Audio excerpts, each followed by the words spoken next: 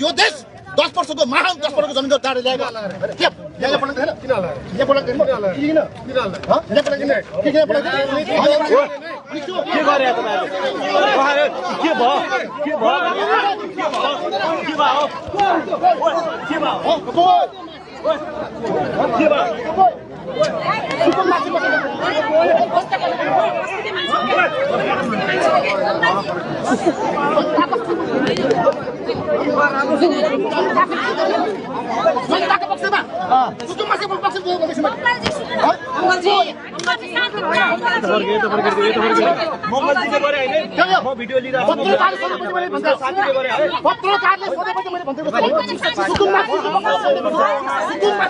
भाषण गर्न लागेपछि सुकुम्बासीहरू उहाँ विरुद्ध उत्रिएका छन्।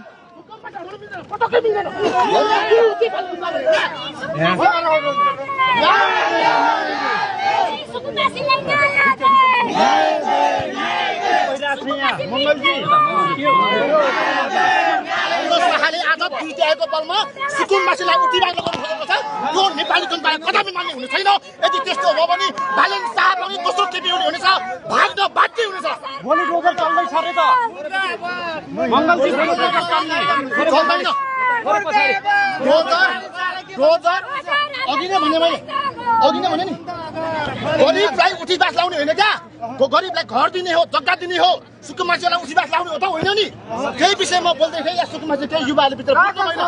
बुझ्नुहोस् तपाईँहरूको निम्ति महँगो सिमलाई ज्यान दिन तयार छु, ज्यान दिन तयार छु। बुझ्नुहोस् क्या होइन, अन्याय अत्याचारको विरुद्धमा आजीवन लडेर आएको हो, अति आजीवन लड्न तयार छु।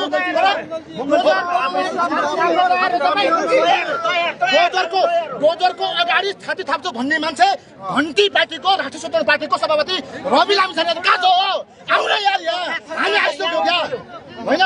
जनताले हामीलाई भोट दिन तर हामी आउँछौँ, तर म अहिले कुनै पार्टीको नेता भएर आएको छैन। म सुकुम्बासी, म जस्तै मेरो बुवा आमाहरू यहाँ आज रुइएर बसिरहेको छ, उसको न्यायको निम्ति बोल्न आएको हुँ। त्यसैले हेर्नुहोस्, सत्यलाई बदल्नुपर्छ। कहिलेका मलाई होइन अचम्म लाग्छ, यो समाज देख्न अचम्म लाग्छ। जुन सरकार आए पनि उही तपाईँको चाहिँ चोर, उही फटा, उही लुटेरा, उही सुकुम्बासीहरू आउने होइन हो। त्यसैले सूत्र यहाँ डोजर आयो भने यो यहाँ सुकुम्बासी आयो भने भाइलेन शाह केपी ओली सुकुम्बासीहरूलाई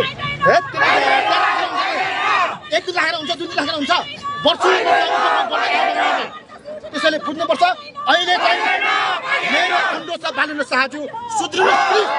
सुकुम्बासीलाई जग्गा दिनुहोस्, लाल बुर्जा दिनुहोस्, व्यवस्थित गर्नुहोस्, बल्ल पो हटाउनुहोस् त यार, हटाउनुहोस् क्या। हामी 7 दिन जाने हामी हटाउनु खोजेको नि भयो।